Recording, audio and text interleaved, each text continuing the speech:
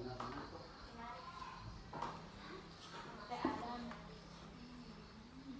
Masa kalau lomba-lomba menari jadi ya. Ada iya apa? Benar kita.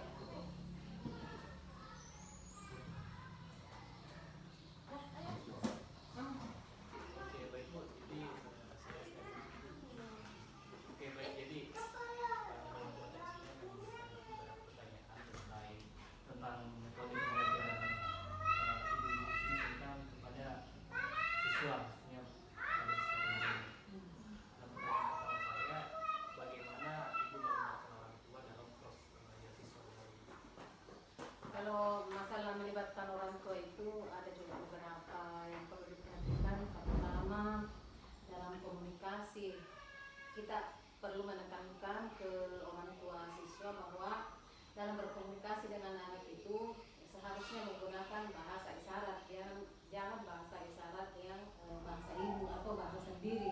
Misalnya cuma mencolek atau apa, kita menggunakan bahasa isyarat yang baku. Jadi kita harus tekankan bahwa kemudian kalau berbicara dengan anak mestinya disertai dengan ucapan. Kalau kita melihat misalnya coba ambil, berarti harus sambil juga digerakkan tangan, kasih syarat mulut juga harus mengeluarkan atau mengucapkan. Jadi secara tidak langsung anak juga dirangsang untuk mendengar. Kalau misalnya dukungan yang lain ya seperti dijelaskan bahwa anak-anak di sini itu sekolah yang terlalu jauh dulu dari ekspektasinya ya. Pertama yang harus dikuasai anak-anak dulu itu adalah bina diri dulu. Bagaimana dia merawat dirinya yang sebenarnya toh, bagaimana supaya tidak bergantung ke orang lain. Tapi kalau anak bisu ya sebenarnya pada umumnya pintar-pintar di semua toh, alhamdulillah malahan lebih bersih tuh anak tunarungu dibanding lainnya. Kemudian apa lagi ya selain itu? Yang jelas kalau orang tua tunarungu biasanya artinya anunya bagus sih, tanggapannya kadang bagus sih, tidak terlalu. Kemudian supportnya juga ke sekolah bagus juga. Karena kalau ada kegiatan apa di situ kita bisa lihat bagaimana mereka menampilkan atau mendukung misalnya kalau ada impian atau apa ya harus begitu. Jadi Kalau berbicara tentang bahasa isyarat, apakah memang mereka itu datang dari keluarga atau orang tua yang bisa bahasa isyarat, atau mereka belajar bahasa isyarat di enggak, sebenarnya kalau bahasa isyarat yang sebetulnya itu jarang, tidak ada sebenarnya kalau di lingkungan keluarga. Paling dia masuk di sekolah ya itu sebenarnya tujuannya bagaimana kita mengajarkan mereka bahasa isyarat yang sesuai dengan aturan yang digunakan. Makanya saya bilang itu ada dua toh, di Sindo sama Sidi. Di Sindo itu pakai depan, kalau Sidi itu kalau di TV itu pada salah satu pakai Sidi nih, ya pakai Sidi satu tangan dia. Jadi di situ lah. Tapi kalau misalnya menggunakan CD juga ya, itu yang satu kalian biasa maksudnya kalau menggunakan kata CD juga itu. Misalnya besok, kan besok tidak perlu kalau besok pakai dari ya besok satu kali toh tidak perlu menggunakan huruf lagi. Itu dia dengan untuk kontroversi. Ya. Maksudnya di sini pemerintah juga buat aturan, mereka juga buat aturan. Maksudnya ada juga bahasa itu mereka atau pada mereka. Iya. Iya. Ada. Dan Ada juga bahasanya mereka yang kita tidak tahu padahal itu anunya mereka juga. Dia lebih mengerti bahasa mereka.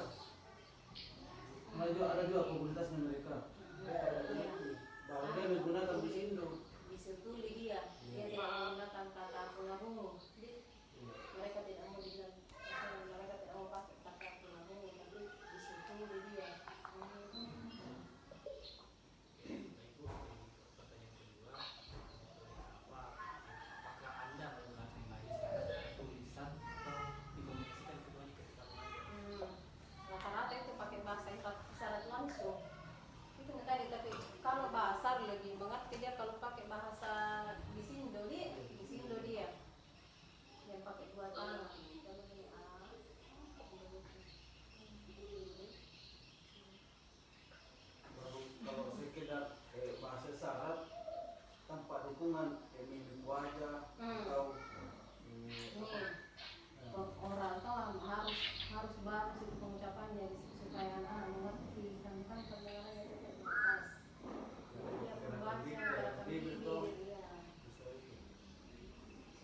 Misalnya kalau mau bertanya, muka bertanya.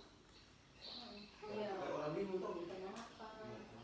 Tapi bisa tengok dengan apa? Ya, begitu. Ya, dan itu pertanyaan terakhir, apa tantangan terbesar ketika mengajar sesama guru? Kendalanya ya itu tadi karena masing-masing punya bahasa sendiri. Mereka menguasai bahasanya sendiri, kita sebenarnya pakai aplikasi yang di sini tuh, tapi lebih banyak juga yang mengerti. Tapi terkadang itu mungkin saya juga cara aku juga mungkin belum tidak nano tuh, tidak terima ya. Saya juga bingung, nggak saya bilang gini. Jadi nggak bisa ulangi lagi. Gitu sih kadang-kadang. Terkadang juga ada bahasa kayak itu yang tidak mengerti. Bagus jadi apa namanya? Musik. Kalau misalnya saya bilang secara dari segi personality Bu, apakah Oh. memang tunarungu lebih mudah ditangani dibandingkan tuna yang lain? Iya. Iya. Iya. Itu yang paling mudah ini karena tidak perlu dituntun geraknya, tidak perlu dituntun bicaranya nih, tidak perlu perilakunya kan normal kok, normal ji. Apalagi memang tunarungu yang paling istimewa sebenarnya di antara kasihan. Makanya mereka itu sebenarnya sih tidak mungkin dibilang deh. Iya. Sebenarnya mereka itu menolak dibilang anak spesial karena dia merasa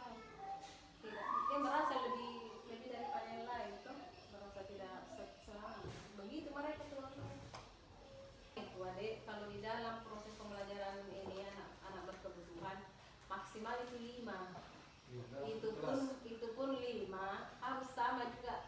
Kalaupun tidak sama persis, setidaknya ada yang rendah, ada yang sedang, ada yang anu toh. Itu. Anak SLB juga itu 3 macam, ada mampu rawat, mampu didik, mampu latih. Yang sekolah itu mampu didik, bisa juga mampu latih ya, Bapak Ji. Yang mampu rawat itu ya itu komunikasinya betul-betul tidak bisa apa-apa.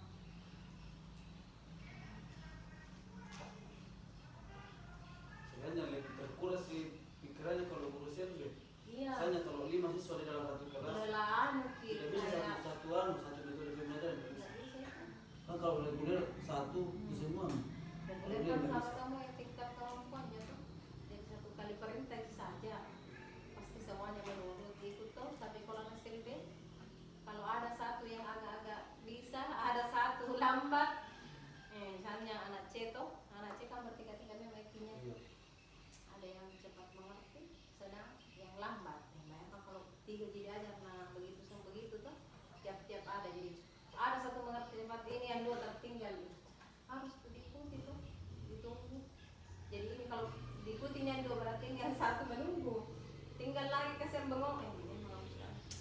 Kalau mereka tuh harus kita yang mengikut. Misalnya kelas 6